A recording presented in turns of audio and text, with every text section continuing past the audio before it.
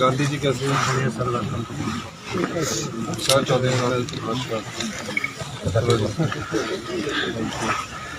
धर्मशाला पहुंचे हुए हैं। कल से शीतकालीन सत्र की शुरुआत हो रही है सर, क्या रणनीति रहेगी सर सत्ता पक्ष की अगर बात की जाए? वो तो अभी हमारी विधायक दल की बैठक होगी, रणनीति उसमें तय की जाएगी और रणनीति सरकार के कारगुजारी की ही होती है। भाजपा ने अक्टूबर रैली निकाली है धर्मशाला में, उनके पास और करने को क्या है? वो प्रदेश को जब आपदा आई तब तो आपदा प्रभावित परिवारों के साथ और हिमाचल के साथ तो खड़े हुए नहीं है। अब आक्रोश रैली निकालकर वो अपना आक्रोश किस पर दर्शाना चाहते हैं, ये जानने की बात है। भाजपा लग रहा है कि मुद्दा बना रही है जो गारंटी जो पूरी नहीं हुई है उसको लेकर। देखिए, हर गारंटी 5 साल के लिए दी जाती है, 3 गारंटियां हमने पूरी कर दी है।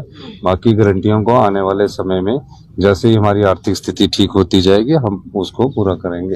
सर, दुबई के दौरे पर आप जाकर आए हैं, अगर बात की जाए क्योंकि कांगड़ा जिला को भी पर्यटन राजधानी के रूप में विकसित करने की आप बात कह रहे हैं, ये दौरा कांगड़ा के लिए कितना सकारात्मक रहेगा सर? देखिए, जहाँ तक दुबई की बात है वहाँ हमने निवेशकों को हॉस्पिटलिटी सेक्टर और हाइड्रो सेक्टर मेन जो हमारा टूरिज्म सेक्टर उसमें हमने उनको निमंत्रण दिया है।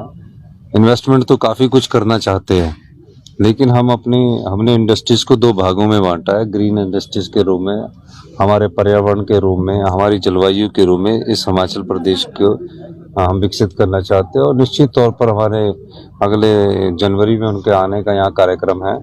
जो हमारे पास लैंड अवेलेबिलिटी होगी उसके आधार पर उनको प्रोजेक्ट आवंटन किए जाएंगे।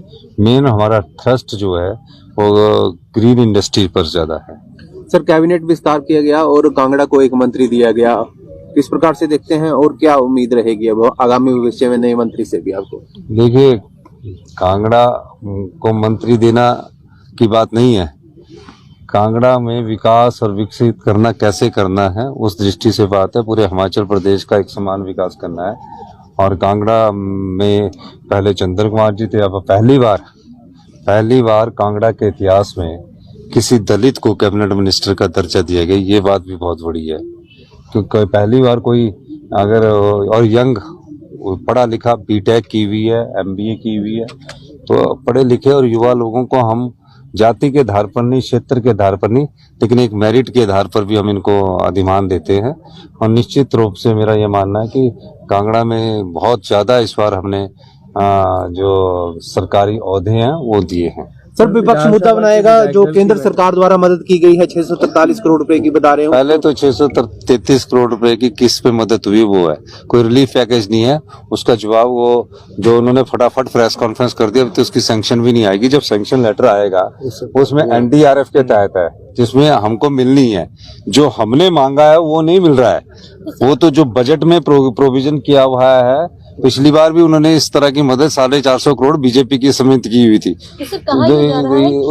उस आधार पर ये देखना पड़ेगा कि क्या है उसमें। सर, कहा यह जा रहा है कि केंद्र जो है वो हर रोज आर्थिक सहायता कर रही है, लेकिन जो अगर आप मुझे अब बताएंगे आर्थिक सहायता के बारे में, अभी अप्रूवल उसकी चिट्ठी आनी है, अभी चिट्ठी नहीं आई है। अगर कोई भी आर्थिक सहायता मिलेगी तो हम आपको जरूर बताएंगे। सर, अगर वो एनडीआरएफ के तहत ही मिल रही होगी तो कोई आर्थिक सहायता की बात नहीं। सर, केंद्रीय विश्वविद्यालय को लेकर स्टार्ट हो रहा है, विधायक दल की बैठक में कौन कौन से मुद्दों को लेकर ये तो उसी समय पता लगेगा। धन्यवाद।